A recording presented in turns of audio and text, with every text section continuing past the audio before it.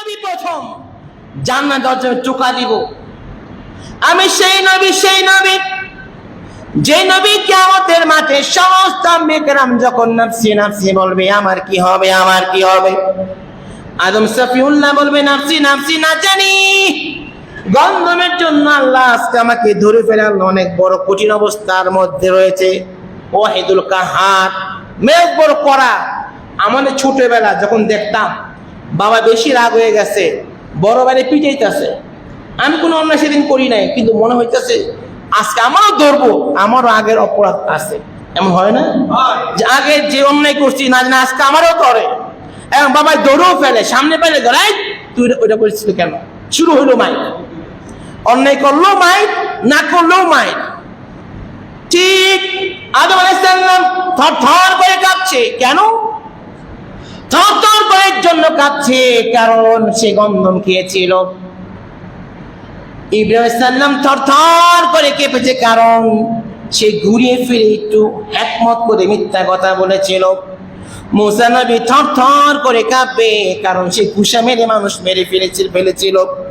ঈসা নবী থরথর করে কাঁপবে কারণ তাকে আল্লাহর পুত্র বলা হয়েছে।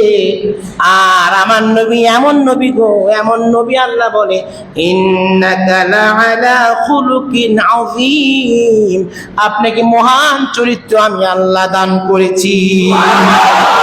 আপনার চরিত্র, আপনার আদর্শ, আপনার ব্যক্তিত্ব তেমনটাই যেমনটা আমি আল্লাহ চেয়েছি।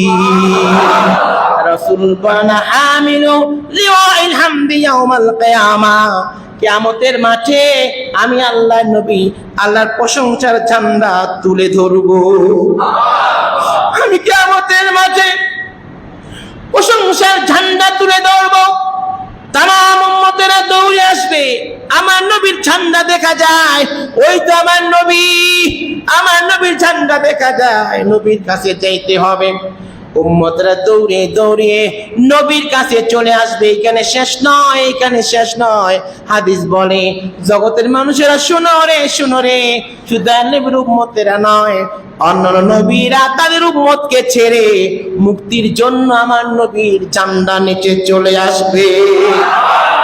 আদম নবী তার উম্মত ফেলে, মুসা নবী তার উম্মত ফেলে, ঈসা নবী তার উম্মত ফেলে, নূহ নবী তার উম্মত ফেলে আমার নবীর ঝান্ডা নিতে চলে আসবে। রাসূল বলেন আনা হামিলু লিওয়াইল হামদি ইয়াউমাল কিয়ামা তাহতাহু আদামু ফামান দুনাহু, আমি প্রশংসার ঝান্ডা হাশর ময়দানে হাতের মধ্যে নিব।